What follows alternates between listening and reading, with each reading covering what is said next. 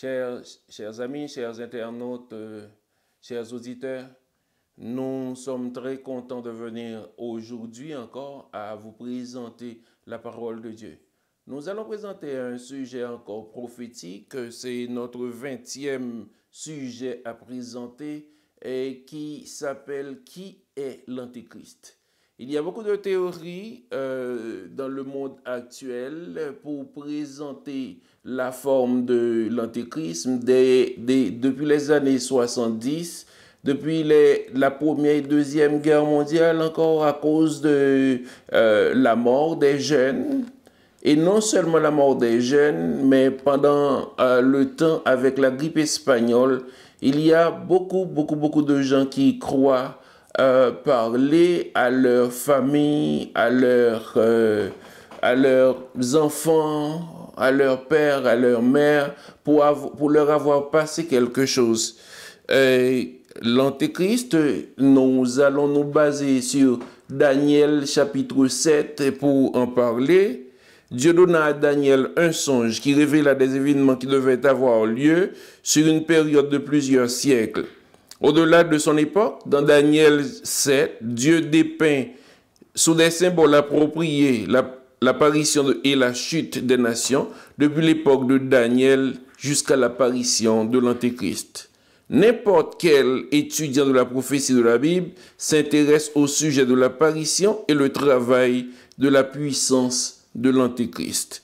Nous n'allons pas entrer dans le sujet, dans le plein vif du sujet pour entrer à la première question sans venir à prier, à chercher la présence de Dieu parce que c'est lui seul qui peut nous aider à comprendre et sa parole, à comprendre aussi les caractéristiques de cet antéchrist qui nous hante toujours, qui veut faire tout pour nous empêcher notre relation avec Dieu. Notre Père qui est dans les cieux, que ton nom soit sanctifié. Nous sommes venus devant toi parce que nous voulons pénétrer les connaissances que tu nous donnes dans ta parole pour aller chercher la profondeur de toutes les interprétations prophétiques que toi tu donnes, Seigneur. C'est pourquoi nous venons devant toi pour te dire, s'il te plaît, aide-nous, rentre dans nos esprits, rentre dans notre compréhension, puisque tu es la source de la connaissance, puisque tu es la source de la sagesse, nous venons à toi et nous nous remettons. Que ton Saint-Esprit puisse prendre possession de nous, puisse prendre possession de tous les téléspectateurs, de tous les auditeurs, de tous les internautes qui nous voient maintenant et qui regardent ta parole. Que ta bénédiction soit sur eux, quelle que soit la situation dans laquelle ils se trouvent, que toi, tu prennes possession d'eux et qu'ils comprennent que toi, comme Dieu, tu as un plan et tu veux le diriger dans toutes les circonstances. Merci de nous avoir écoutés au nom de Jésus. Amen. La première question, qu'a vu Daniel à la première année du règne de Belshazzar, roi de Babylone? Nous lisons dans Daniel chapitre 7, du verset 1 jusqu'à 8, il est dit, la première année de Belshazzar, roi de Babylone, Daniel eut un songe et des visions de son esprit. Pendant qu'il était sur sa couche, ensuite il décrivit le songe et raconta les principales choses. Daniel commença et dit, je regardais pendant ma vision nocturne et voici, les 4 vents des cieux firent irruption sur la grande mer. Et 4 grands animaux sortirent de la mer, différents l'un de l'autre. Le premier était semblable à un lion et avait des ailes d'aigle. Je regardais jusqu'au moment où ses ailes furent arrachées. Il fut enlevé de la terre et mis debout sur ses pieds comme un homme, et un cœur d'homme lui fit donner. Et voici un second animal, était semblable à un ours, et se tenait sur un côté. Il avait 3 côtes dans la gueule, entre les dents. On lui disait, lève-toi, mange beaucoup de chair. Après cela, je regardais, et voici, un autre était semblable à un léopard, et avait sur le dos 4 ailes comme un oiseau. Cet animal avait 4 têtes, et la domination lui fut donnée. Après cela, je regardais pendant mes visions nocturnes, et voici qu'il y avait un 4e animal terrible, épouvantable et extraordinairement fort. Il avait de grandes dents de fer, il mangeait, brisait, il foulait aux pieds ce qui restait. Il était différent de tous les animaux précédents. Et il avait 10 cornes. Je considérais les cornes, et voici une autre petite corne sortie du milieu d'elle. Et 3 des premières cornes furent arrachées devant cette corne. Et voici, elle avait des yeux d'homme, et une bouche qui parlait avec arrogance. Nous lisons dans Daniel chapitre 7, verset 1 à 8. Il fut montré à Daniel 4 animaux, différents l'un de l'autre. Ils sortirent de la mer. Le 4e animal avait 10 cornes, et finalement, une petite corne sortit du milieu d'elle. Notre deuxième question se dit: quelles sont les 3 catégories de symboles que vit Daniel? 3 catégories de symboles que vit Daniel. Daniel, il lui fut montré la mer. Il lui fut montré la mer, 4 animaux et 4 vents qui firent irruption sur la mer. Donc, c'est ce que nous avons lu dans Daniel chapitre 7, verset 1 à 8. La mer, 4 animaux et 4 vents qui firent irruption sur la mer. Que symbolisent les vents dans la prophétie biblique? Nous allons vous demander d'aller avec nous dans Jérémie chapitre 49, Jérémie chapitre 49, qui va nous expliquer que signifie le vent ou bien les vents dans une prophétie biblique. Jérémie 49, verset 35-37 nous dit: ainsi parle l'Éternel des armées.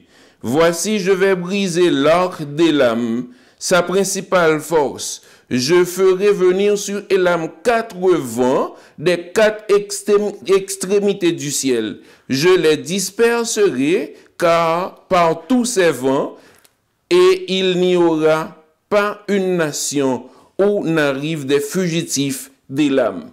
4 vents des 4 extrémités du ciel. Et Dieu dit dans le verset 36, je les disperserai par tous ces vents, il n'y aura pas une nation où n'arrivent des fugitifs d'Élam. C'est extraordinaire de voir ce que Dieu dit. Et je vais insister au verset 37, ce que Dieu dit. Je ferai trembler les habitants d'Élam devant leurs ennemis et devant ceux qui en veulent à leur vie. J'amènerai sur eux des malheurs. Mon ardente colère, dit l'Éternel, je les poursuivrai par l'épée jusqu'à ce que je les ai anéantis. Vous qui m'écoutez, ce que la prophétie dans Daniel chapitre 7 dit, quand il parle des vents, il ne va pas par 4 chemins pour les trouver. C'est la parole de l'Éternel même dans Jérémie 49 qui le dit. Jérémie 51, verset 1 et puis verset 11. Jérémie 51, verset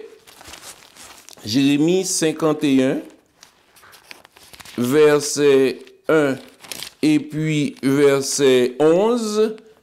Ainsi parle l'Éternel. Voici, je fais lever contre Babylone et contre les habitants de la Chaldée un vent destructeur. Voici, je fais lever contre les habitants de la Chaldée un vent destructeur. Et au verset 11, il dit, aiguisez les flèches, saisissez les boucliers. L'Éternel a excité l'esprit des rois de Médie parce qu'il veut détruire Babylone. Car c'est la vengeance de l'Éternel, la vengeance de son temple. Oh, c'est la vengeance de l'Éternel, la vengeance de son temple. Et dans la prophétie, les vents signifient la lutte, bouleversement politique et la guerre. L'irruption des vents dans cette prophétie représente la grandeur des empires et leur décadence. Ces événements se sont accomplis à travers des luttes politiques. Je ne sais pas si je dois vous dire, si je dois vous expliquer, depuis les années 80, quels sont les bouleversements, quelles sont les luttes, quelles sont les guerres il y a dans le monde actuel. Donc, l'irruption des vents dans cette prophétie qui représente la grandeur des empires. Là encore, je pourrais vous dire encore, a-t-on des empires dans l'instant présent? Est-ce que nous sommes en train d'assister à une décadence des empires à travers les événements que nous voyons depuis les années 80 jusqu'à maintenant? Donc, la quatrième question dit, que symbolisent les eaux ou la mer dans la prophétie? Nous allons dans Apocalypse chapitre 17, verset 15. Apocalypse chapitre 17, le verset 15, qui nous dit de la manière suivante, il me dit, les eaux que tu as vues sur lesquelles la prostituée est assise, ce sont des peuples, des foules, des nations et des langues. Les eaux que tu as vues, ce sont des peuples, des foules, des nations et des langues. C'est ce que dit Dieu. Donc, l'interprétation que nous pouvons donner à Daniel chapitre 7, verset 1 à 8, si vous voulez le chercher par vous-même et puis regardez tout ce que l'interprétation de la Bible dit, ça va vous aider à comprendre ce que nous voulons dire. Maintenant, cherchons avec moi dans Ésaïe chapitre 17, Ésaïe chapitre 17, verset 12, verset 13. Ésaïe chapitre 17, le verset 12, le verset 12, le verset 13, qui dit, « Oh, quelle rumeur des peuples nombreux! Ils mugissent comme mugit la mer. Quel tumulte de nations! Elles grondent comme grondent les eaux puissantes. Les nations grondent comme grondent les grandes eaux. Ils les menacent et elles fuient au loin, chassées comme la balle des montagnes, au souffle du vent, comme la poussière par un tourbillon. » Oh, c'est Dieu qui parle. Il sait ce qu'il dit. Il sait pourquoi il le dit. Il sait pourquoi il explique tout ce qui se dit dans la prophétie a été expliqué par la Bible elle-même. Nous n'avons pas besoin d'aller trop loin pour trouver les interprétations de la Bible elle-même. La cinquième question nous dit que représentent les quatre animaux. Daniel chapitre 7, verset 17, verset 23, encore va expliquer ces versets vont expliquer par eux-mêmes ce que représentent les animaux. Ces quatre animaux, ce sont quatre rois qui s'élèveront de la terre. Il me parla ainsi, le quatrième animal, c'est un quatrième royaume qui existera sur la terre, différent de tous les royaumes, et qui dévorera toute la terre. Il foulera, il la foulera et la brisera. Daniel chapitre 7, le verset 17 et le verset 23. Oh, notez bien, la grande statue tétramétallique de Daniel 2 représentait quatre empires. Les quatre animaux représentent les mêmes quatre empires que nous avons vus dans Daniel 2. Babylone, Médo-Persan, Grèce et Rome. Le quatrième empire, dans chaque cas, est divisé en 10 parties. Donc, que symbolisent les 10 parties que la Bible appelle les 10 cornes? Dans Daniel chapitre 7, le verset 24, encore on a l'explication. Les 10 cornes, ce sont 10 rois qui s'élèveront de ce royaume. Un autre s'élèvera après eux, il sera différent des premiers, et il abaissera 3 rois. Pour un, il abaissera 3 pour qu'ils prennent leur place. Le fait que les 10 rois mentionnés ici représentent 10 royaumes ne fait pas l'ombre d'un doute. Il est dit au verset 17 que les 4 animaux représentent 4 rois et le 4e animal est spécifiquement appelé le 4e royaume. Comme les 4 cornes de Daniel 8, verset 22 sont désignés par 4 empires, il est raisonnable de supposer que ces 10 cornes sont également 10 royaumes. Notre 7e question nous dit, que dit Daniel concernant le premier animal? Selon Daniel 7, verset 4, Daniel chapitre 7, verset 4, il s'agit d'un lion. Il avait des ailes d'aigle et puis un cœur d'homme lui fut donné.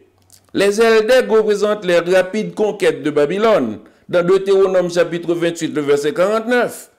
Dans la nuit du festin de Belshazzar, quand la main écrivit la sentence de Babylone sur la muraille, un cœur d'homme lui fut donné. Si vous voulez, nous pouvons aller le voir dans Daniel chapitre 5. Daniel chapitre 5, le verset 1 à 6. Vous allez voir avec moi comment s'était passé tout ça pour arriver à comprendre qu'il n'y a rien qui passe inaperçu. Daniel chapitre 5, le verset 1 jusqu'à 5, 1 jusqu'à 6 de préférence, le roi Belshazzar donna un festin assez grand au nombre de 1000 et il but du vin en leur présence. Belshazzar, quand il eut goûté au vin, fit apporter les vases d'or et d'argent que son père Nebuchadnezzar avait enlevé du temple de Jérusalem, afin que le roi et ses grands, ses femmes et ses concubines s'en servissent pour boire. Alors, on apporta les vases d'or qui avaient été enlevés du temple de la maison de Dieu à Jérusalem.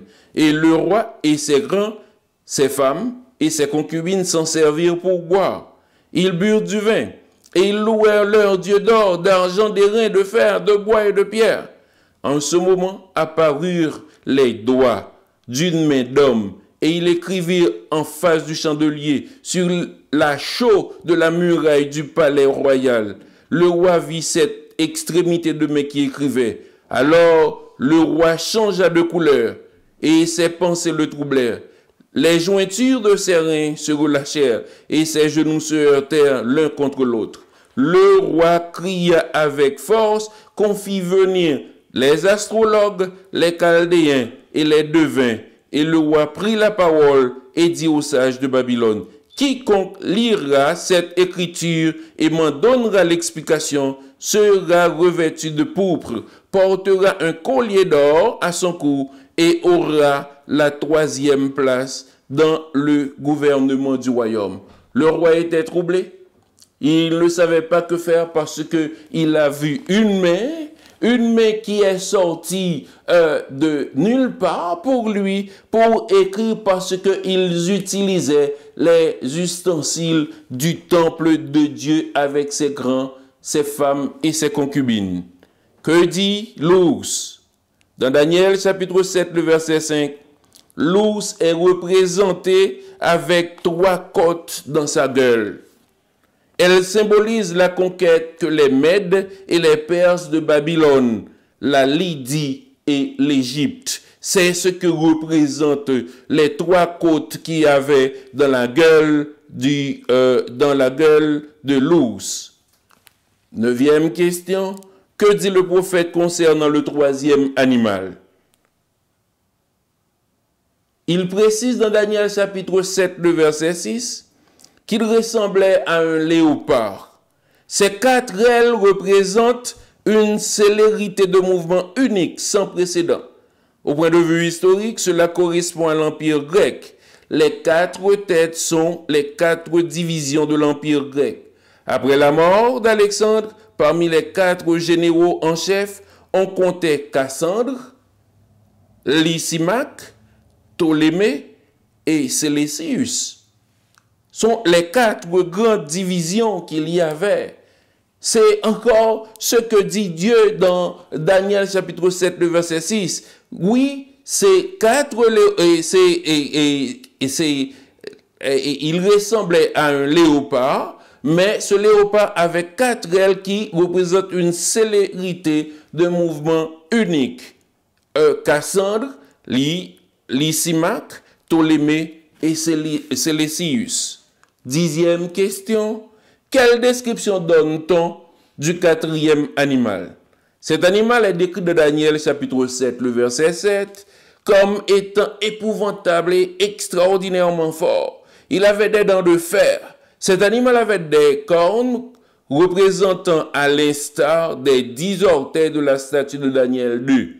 Les 10 divisions de la Rome occidentale, à savoir les Allemands, les Ostrogoths, les Wisigoths, les Francs, les Vandales, les Suèves, les Bourgons, les Hérules, les Anglo-Saxons et les Lombards. C'étaient les 10 divisions qu'ils ont vues de la Rome occidentale, comme Daniel avait vu les 10 orteils.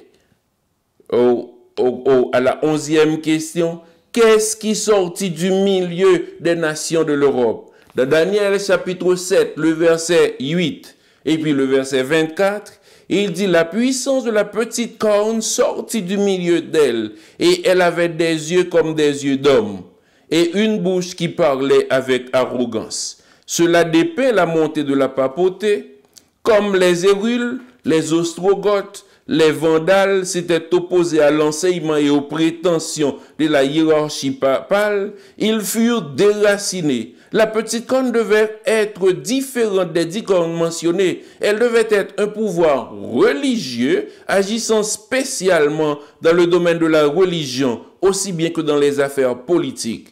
La papauté l'emporta en déracinant les Hérules en 493 après Jésus-Christ, les Vandales en 534 après Jésus-Christ, les Ostrogoths en 538 après Jésus-Christ. C'est comme il avait été mentionné.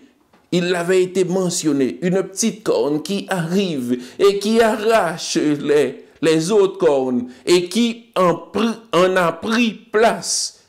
Vous qui m'écoutez, vous pouvez comprendre que Dieu n'a pas d'hasard. Il n'explique rien au hasard. Tout ce qu'il va expliquer à ses enfants, il les explique pour qu'on puisse les comprendre en notre temps et dans notre langage par rapport à ce qui se passe. Quels sont les 4 traits caractéristiques mentionnés dans la Bible pour identifier la papauté comme étant l'Antéchrist? Daniel chapitre 7 verset 25, il dit: il prononcera des paroles contre le Très-Haut. Il opprimera les saints du Très-Haut. Il espérera changer le temps et la loi. Et les saints seront livrés entre ses mains pendant un temps des temps et la moitié d'un temps. Daniel chapitre 7, le verset 25. 2 traits d'identification importants sont l'époque et le lieu. La petite corne fit son apparition après la dissolution de l'Empire romain d'Occident en 476 après Jésus-Christ. La petite corne fit également son apparition parmi les nations d'Europe occidentale. Par conséquent, il est évident que cette petite corne ou le pouvoir de l'Antéchrist qui devait apparaître à une époque et à un endroit défini fit son apparition sur la scène comme ça a été annoncé. Des données nous aident à constater que la petite corne ou l'Antéchrist ne fera pas son apparition à la fin des temps comme on l'enseigne maintenant. Vous pensez qu'il y aurait un autre antéchrist qui arrivera, mais non, l'antéchrist est déjà arrivé parce que, comme la Bible l'a expliqué dans Daniel chapitre 7, son apparition a été visible. Son apparition a été faite comme prophétiquement c'était dit. La papauté a-t-elle fait tout ce que la puissance de la petite corne devait faire? Il prononcera des paroles contre le Très-Haut. La papauté s'est attribué des titres qui n'appartiennent qu'à Dieu seul. Le pape est si grand en dignité et exalté qu'il n'est pas un simple homme, mais il est le vicaire de Dieu, le représentant de Dieu. Le pape est comme s'il était Dieu sur la terre, l'unique souverain des fidèles de Christ, les chefs des rois ayant la plénitude de la puissance, à qui a été confié par le Dieu omnipotent la direction non seulement des royaumes terrestres, mais également des royaumes célestes. Il prononcera des paroles contre le Très-Haut et l'institution s'est attribuée tous ces titres, les titres qui appartiennent seulement à Dieu lui seul. Il opprimera les saints du Très-Haut. Ceci est une image c'est une image de l'implacable persécution. D'une manière traditionnelle, il est estimé que durant le Moyen-Âge, 50 millions de martyrs furent mis à mort par le glaive papal. L'Inquisition, comme vous le savez, était à la fois l'invention et l'instrument de la puissance papale pour exterminer à tous les hérétiques. Donc, ils pensaient opprimer les saints? Oui, ils l'ont fait. Ils l'ont fait. Ils ont opprimé les saints. Est-ce qu'ils le feront? Oui, ils le feront encore parce que ils connaissent la marche à suivre pour y arriver. Et en troisième lieu, il espérera changer le temps et la loi. D'après Daniel 2, verset 21, c'est Dieu qui contrôle les nations. Et c'est à lui seul que revient le droit de changer les temps. L'effort de la petite corne de changer le temps équivaut au fait d'exercer le rôle de Dieu dans une tentative de modifier l'histoire. Comment la papauté a-t-elle tenté de changer les lois? Jetez un coup d'œil sur l'apostasie des chrétiens des premiers siècles, l'époque à laquelle beaucoup de doctrines et de pratiques contraires à la volonté de Dieu furent introduites. La papauté admet ouvertement qu'elle est responsable d'avoir établi le dimanche comme jour du repos. Lucius Fénéris, un catholique romain, déclare que le pape est si grand en autorité et en puissance qu'il peut modifier, expliquer ou interpréter même les lois divines.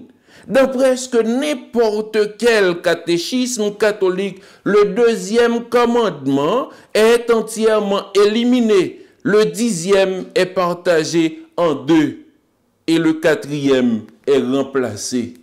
Qui l'a fait? Le catéchisme vient d'où? Vous pouvez répondre à ça. Quatrièmement, et les saints seront livrés entre ses mains pendant un temps, des temps et la moitié d'un temps. Et ici, Dieu a soin de marquer l'époque de la suprématie papale. En araméen, le mot qui traduit par un temps, dans Daniel, chapitre 4, versets 16, 23, 25 et 32, signifie une année. Deux temps a la même origine que un temps, et la plupart des savants admettent que ceci désigne 2 ans. Le mot qui est traduit par divisé peut être traduit par moitié. Ainsi, la puissance de la petite corne devait dominer par un temps, 2 temps et la moitié d'un temps. Lorsque le roi Nebuchadnezzar fut déposé jusqu'à ce que 7 ans passèrent sur lui, Daniel chapitre 4, verset 25, cela représentait une période de 7 ans. Dans le calcul prophétique, une année est comptée comme 30 jours pour un mois ou 360 jours pour une année.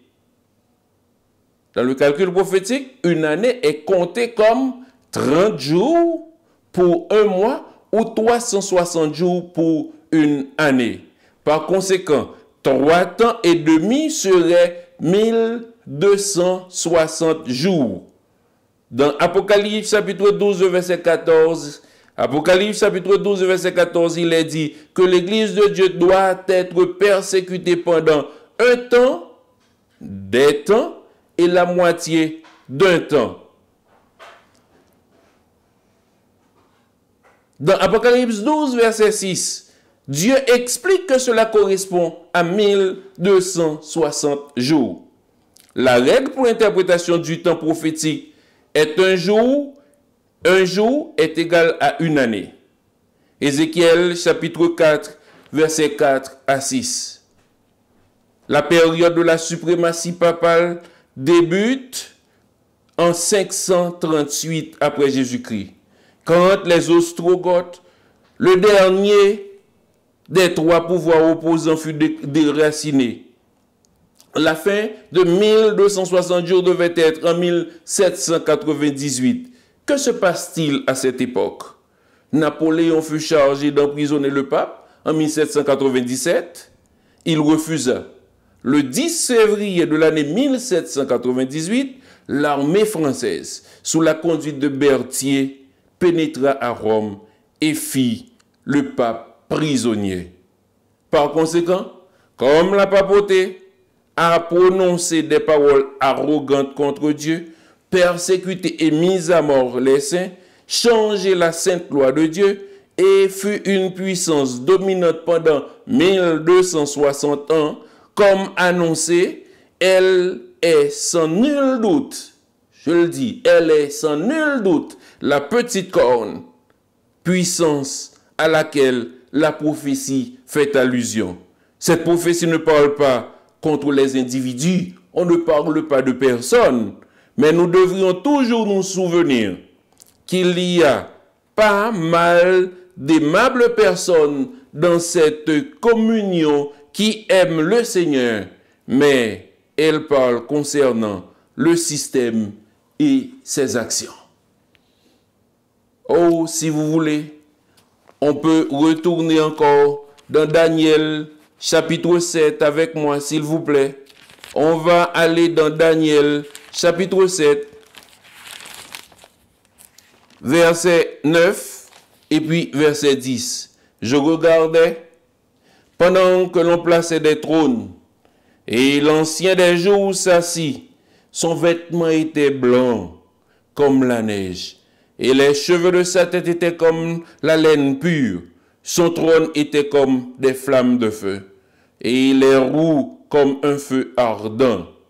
Un fleuve de feu coulait et sortait de devant lui. 1000 milliers le servaient et 10 000 millions se tenaient en sa présence. Les juges s'assirent et les livres furent ouverts. Ici, Dieu révèle le début du jugement à la fin des 2300 jours, comme Dieu lui-même avait parlé dans Daniel chapitre 8, verset 14. D'après le verset 11, en rapport avec le jugement, la puissance de la petite corne proféra des paroles contre le Très-Haut. Le 8 décembre 1854, le dogme de l'Immaculée Conception fut formulé par le pape. Il affirmait que Marie naquit sans aucune tache de péché originel. Ce dogme de l'Immaculée Conception présente Marie comme étant un être sans péché, qui naquit sans inclination au péché, n'a pas péché et ne pouvait pécher. Tout cela fait partie de sa déification. À la Grande Assemblée du Conseil œcuménique à Rome le 21 juillet 1870, il fut décrété que le pape était infaillible. Ici, dans Daniel 7, le jugement final est mentionné 3 fois, au verset 10, au verset 22 et au verset 26. Le royaume éternel de Dieu est mentionné en 4 fois, au verset 14, au verset 18, au verset 22 et au verset 27. Il est évident, alors que Satan a déclaré une longue guerre contre les commandements de Dieu, pourtant, Christ aura le dernier mot. Si vous ne le savez pas, je vous le dis, quel que soit ce qui se passe, je vous dis, Christ a le dernier mot. De quel côté serez-vous dans le conflit entre la vérité et l'erreur? Qui sont ceux qui sont pour l'Éternel? Je ne sais pas si vous vous considérez faisant partie de ceux qui servent l'Éternel vraiment. Mais Exode chapitre 32, le verset 26, dans Exode chapitre 32, le verset 26, Moïse plaça à la porte du camp et dit, à moi, ceux qui sont pour l'Éternel, et tous les enfants de Lévi s'assemblèrent autour de lui. Je vous poserai la question, vous êtes pour qui? Vous êtes les enfants de l'Éternel? Pour qui optez-vous? Faites votre décision comme Josué l'avait faite. Et si vous ne trouvez pas bon plaisir de servir l'Éternel, choisissez aujourd'hui qui vous voulez servir.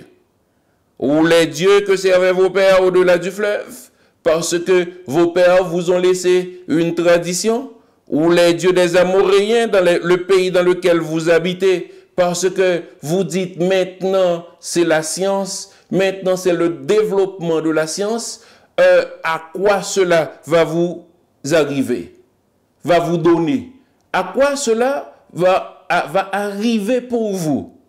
Mais Josué, lui, il a dit dans Josué chapitre 24, le verset 15, et avec cela, je vais terminer. Moi et ma maison, nous servirons l'Éternel. Que dites-vous? Quelle est votre réponse? Vous dites autant? Je souhaite, maintenant que vous me regardez, vous le dites, moi et ma maison, nous servirons l'Éternel. Puisque vous connaissez maintenant la vérité qui est ici, je souhaite que le Saint-Esprit va vous permettre de comprendre vraiment dans quel camp vous êtes. Aussi, vous voulez sentir la présence de Dieu, si vous voulez sentir que le Saint-Esprit, je vous demande, si vous n'êtes pas satisfait, vous voulez aller au travers des versets que nous avions vus, permettez-vous cela, regardez encore le message, et puis allez au travers des textes. Si vous voulez, notez-les. Si vous avez des questions, vous pouvez les faire. Moi, je vais vous répondre, et on va en discuter. Parce que les faits sont là, les faits historiques sont là, les faits bibliques sont là, parce que c'est la Bible qui répond à la Bible. Nous souhaitons que Dieu va vous aider et que nous allons continuer à être en communication. Que le Seigneur vous bénisse. Je souhaite que vous allez être de notre partie la prochaine fois. Le sujet que nous allons voir, c'est Satan contrefait le ministère de Christ dans le ciel. Satan contrefait le ministère de Christ dans le ciel. Nous allons nous baser sur Daniel chapitre 8. Daniel chapitre 8, c'est le chapitre que nous allons voir pour montrer comment Satan contrefait le ministère de Christ dans le ciel. Merci.